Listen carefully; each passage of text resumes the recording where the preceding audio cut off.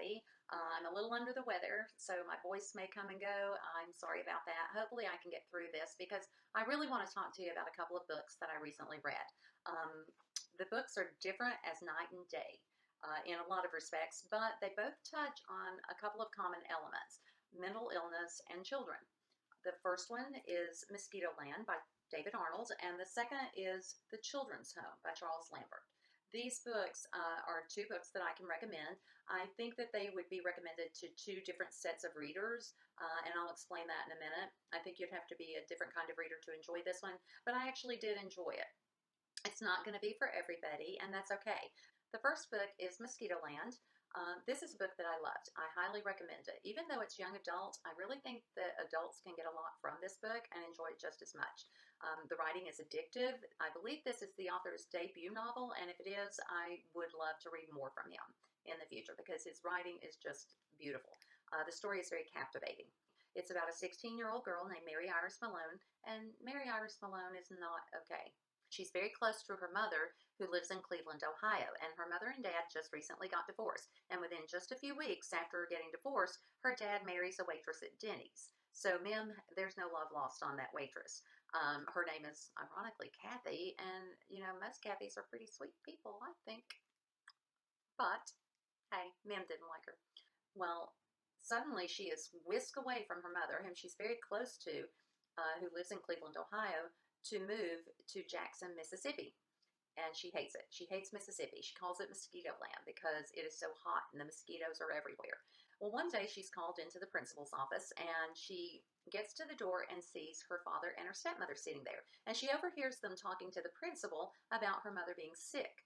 Well, immediately she goes into fight or flight mode and she panics and she thinks of every possible fatal illness that could be.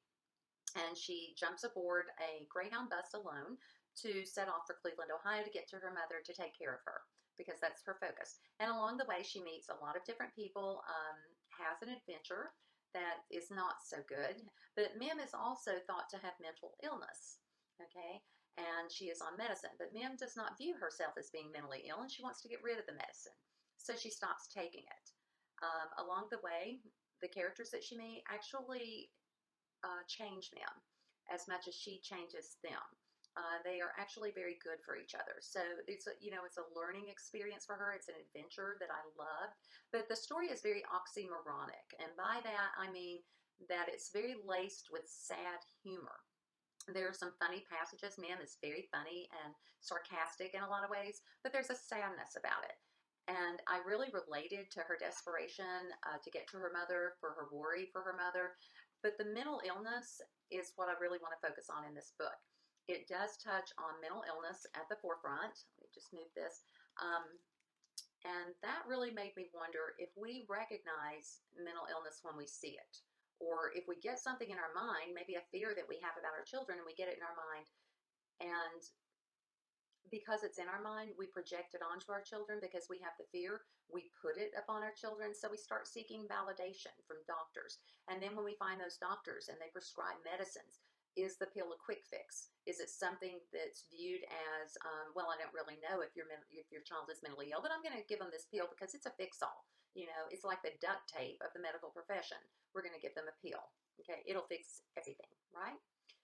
So this book, what I got out of it is, as a parent, it made me think. Now, my son is grown, but I looked back at things that I had thought or fears that I might have had.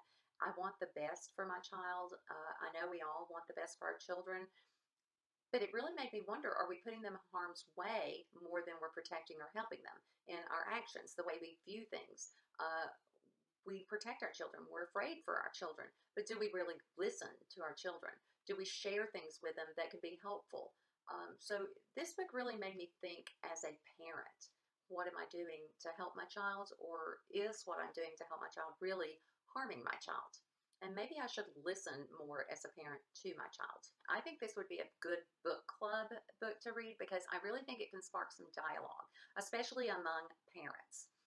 It's one that I definitely think that you should read. Whether you pick it up at the library, stock it on your shelves, it is worth taking and picking this one up. Okay. The second book I want to talk about is The Children's Home by Charles Lambert. This book is so different. I don't even know how to categorize it, but it is one that I enjoyed. It's not great. It's very strange. I think it will only hit a certain type of reader, but I do think it's enjoyable. It's one that I recommend. Now, when the synopsis says that a book is for fans of Shirley Jackson and Roald Dahl, believe it. Or with this book, believe it. Okay, those two authors are as far away on the spectrum as can be. But yes, this book hits both of them. It's got the darkness of Shirley Jackson, the strange children's book vibe of Charlie and the Chocolate Factory. This book is about Morgan Fletcher. He's a recluse. He's a disfigured man who hides away from the world because he views himself as a monster, and he doesn't want to scare people. He only has his housekeeper, Ingle, to live with, and suddenly one day, a child, an infant, little girl, appears in his garden. They have no idea how she got there, who brought her, why she is there, of all places, but she is.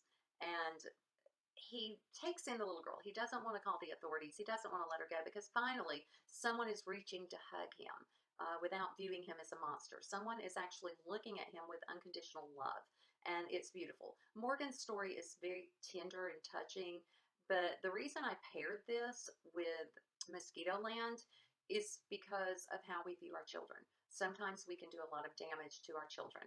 Morgan's relationship with his mother, the woman had to be mentally ill. Even though it's not put out there that way, she had to be mentally ill, okay? Her treatment of Morgan was her chosen child. He had a sister, but Morgan was the favored one over the sister, but almost to a point of cruelty. The mother was very selfish in her love for Morgan, whereas on Mosquitoland, the child acts out of rebellion. With this book, the children act more in payback for wrongs that have been done. They're seeking revenge. And we all know what paybacks are, right? Okay, in this book, it's true, all right? The mother-son relationship on this is eye-opening. It makes you wonder just how selfish is our love of a child, okay? As far as the book itself, it's very strange. It hits a little fantasy, but it also hits sci-fi, like the Pernicious Nids were, you know, in a space capsule in Dahl's book, Charlie and the Glass Elevator. There is no golden ticket, okay? It's very weird. It's very strange, but it's like a cross between, it's like a hybrid of fantasy meets sci-fi, meets fairy tale gone wrong, meets tender and touching story about this recluse who's disfigured in an accident as a child. So it offers a lot, very different vibe around it, but it's one I recommend. This book, it's as though the Oompa Loompas and Shirley Jackson had a love child, or a few, and those love children were the Vermicious Nids, okay? It's that weird, that far-fetched, that crazy, but it's good. It really is good. The writing is strong. It's very captivating. It's a short read. It's very quick and very fast-paced, but it will draw you in. But there's a very eerie, scary thing about this book, and it's the children. It's almost like Children of the Corner coming out. It's one that I really think that you should read. If you enjoy the sci-fi, fantasy, fairy tale type of story, this is one for you. If you're a fan of Roald Dahl, this is definitely a book for you. Without the fun-loving piece of it, but there is some, you know, there is a tender and touching story in Morgan's story, yet the children, they're just downright scary. Yeah. Not going to go there, okay? Be prepared. I was not, okay? It's not at all what I expected, but I liked it. I liked it a lot, okay? So, 2 books, Mosquitoland, The Children's Home, recommended. I liked them both. Leave me a comment below if you have read either one of these books or anticipate reading either one of them. I do recommend them. This one, more for a book club. This one, just to get your scare on, okay? In the meantime,